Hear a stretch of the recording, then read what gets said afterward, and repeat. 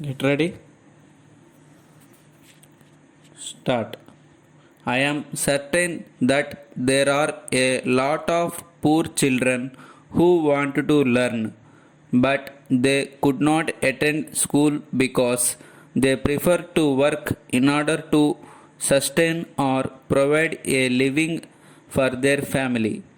Because of poverty, many women and children are become victims of sexual exploitation and prostitution. Those young children could be the next generation of scientists, educators, or lawyers, but have limited access of support because they are living in far away island and have no mean to reach them. But how does poverty affect us? Basically, it actually affects the whole country to attain social and economic progress. If resources or funds are not used accordingly, if fail to wrong hands like corrupt public officials, then these resources will be going to waste. Poverty are linked to various crimes in a community. But what should the government do to lessen the crime rate in a community? I think education could be one of the best tools to lessen poverty. Providing better job opportunities and livelihood programs to poor families are also good solution. People should pay their taxes since it is a social obligation to the country. Through these taxes, funds can be provided to help alleviate poverty. Various donations from wealthy and generous people, non government institutions, or charities are a huge help to poor children, especially to those who are living in remote places. I believe a good deed is more than just a personal satisfaction. To see children receiving books, school supplies, or fund for their education are extraordinary. To summarize, this poverty affects a lot of people in different places and countries.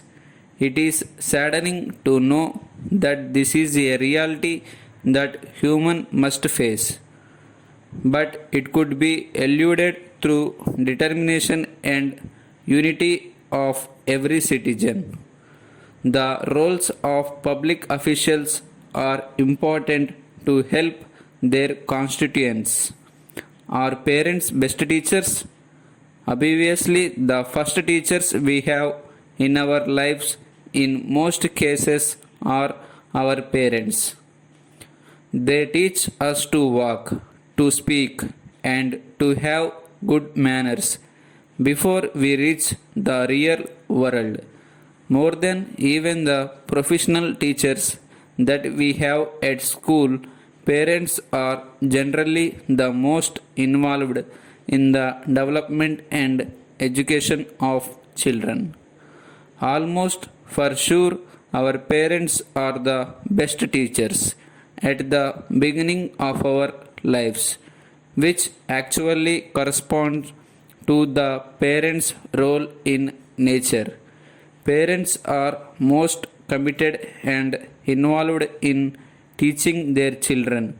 They have a kind of instinct to sacrifice a part of themselves for the betterment of their children. They love us and have great patience while passing down their knowledge to us. They wish us a success and thus will not teach us bad things. And of course, implicit learning occurs when children unconsciously copy some of their parents' habits and styles of behavior. During the second stage of child development, adolescents' parents can still be in the best position to offer advice even though the children might not accept it. In this case, perhaps the child's friends would be the best teachers. Adolescents are notoriously rebellious in many cultures and may automatically reject and advice from their parents. My first marriage, for instance, was solely a matter of doing the opposite when my parents tried to intrude in offering their advice. So, in such matters, parents should be much more flexible and be rather the partners with their children. So, we can see that being a teacher of growing child become more and more complicated case as the time passes and many parents are simply not able to meet the increased demands. On the other hand, I would say that parents are not professional teachers and they tend to be very biased by their love of their children. So, wishing good things and an easy life may prevent children from maturation. In any case, parents usually can present only one viewpoint of the world, while good teaching should be based on different attitudes. Thus, when children go to school and have a great diversity of teachers, they learn much more than their parents could probably give them. Furthermore, once our parents get older, they become more conservative and cannot always be objective in regard to modern trends and fashions. Thus, we need to take their advice with caution during that period. However, some kind of intuition that I believe shared between relatives about what everybody needs and great love that exists in families still makes our parents very good teachers and advice at any time. In conclusion, while parents are not the ideal teachers and well rounded children will generally need a great diversity of teachers in their lives in order to have a more accurate view of the world. Parents are generally the most committed of all teachers and have the greatest emotional investment in their children and their future. Mentally strong people have greater life satisfaction than emotional people.